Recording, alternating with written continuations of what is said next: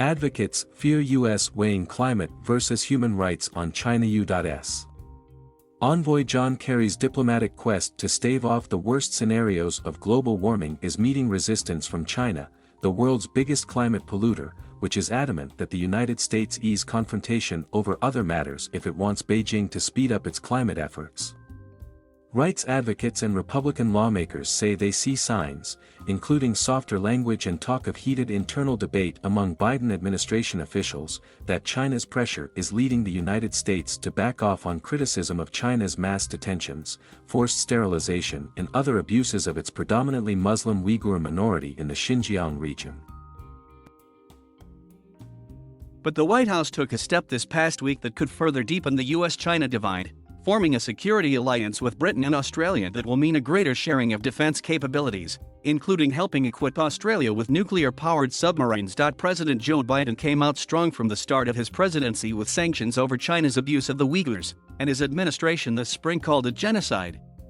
But the U.S. desire for fast climate progress versus China's desire that the U.S. back off on issues such as human rights and religious freedom is creating conflict between two top Biden goals: steering the world away from the climate abyss and tempering China's rising influence.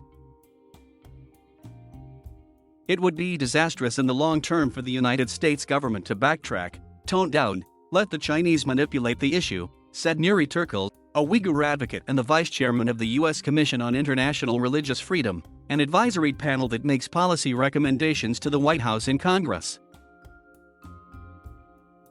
Chinese leaders repeatedly linked the issue of climate change in their complaints over perceived U.S. confrontation on human rights and other issues during Kerry's most recent China trip this month. Kerry told reporters in a call. The Chinese complained specifically about sanctions the administration has put on China's globally dominant solar panel industry, which the U.S. and rights groups say runs partly on the forced labor of imprisoned Uyghurs. My response to them was, hey, look, climate is not ideological. It's not partisan, it's not a geostrategic weapon or tool, and it's certainly not, day-to-day politics, said Kerry.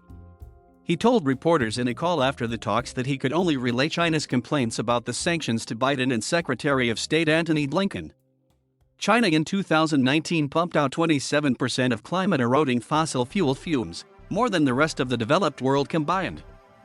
The United States is the second worst offender, at 11%. That makes China central to the world's fast-evaporating hopes of cutting fumes from use of petroleum and coal before catastrophic climate change becomes inevitable and irreversible. Kerry, the former Secretary of State and Biden's global climate envoy, has led repeated calls, online meetings, and visits to Chinese officials before November's UN Climate Summit in Scotland.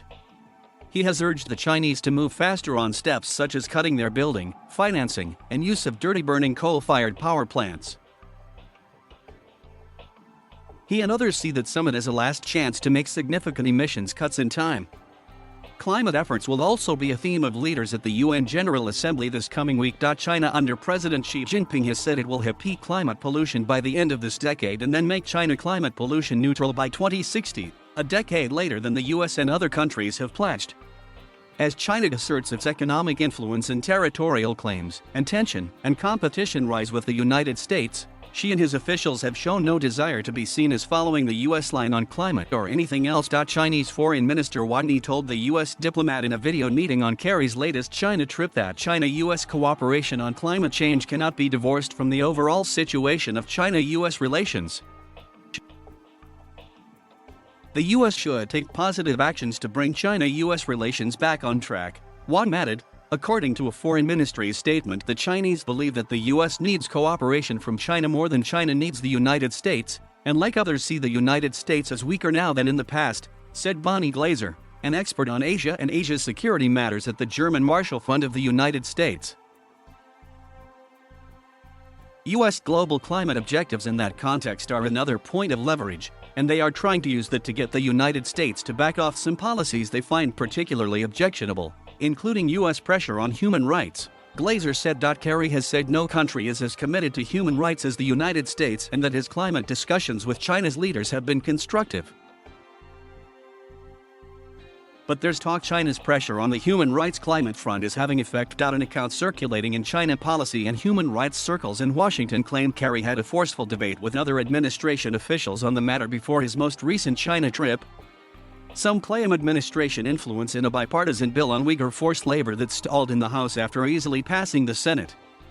The State Department declined comment on the two matters. Uyghur and human rights advocates say they believe administration officials are softening their tone on social media and in other public comments on China and human rights. They point to a White House statement on a call between Xi and Biden on September 9 that made no mention of human rights. White House Press Secretary Jen Psaki said the United States continues trying to make progress on areas of both shared interest and mutual disputes with China. Republican Senator Marco Rubio of Florida, who with Senator Jeff Merkley, Dior is the main author of the Uyghur forced labor bill, said in a statement that administration officials' single-minded focus on climate led them to downplay the genocide in Xinjiang. People working to end the genocide are horrified at what we observe in the administration, said Julie Millsap of the Campaign for Uyghurs advocacy group. No one with knowledge of China would expect a one-off dialogue using human rights issues as leverage for climate change is going to work, she said. The standoff is an agonizing one for climate advocates. Helen Clarkson, CEO of the Climate Group, hesitated when asked about the matter. She wouldn't trade human rights for emission cuts, she said, but there is a way to do both. Asked how, Clarkson said, "I don't tell John Kerry how to do his job. But of course, it's important we hang on to the fundamental principles."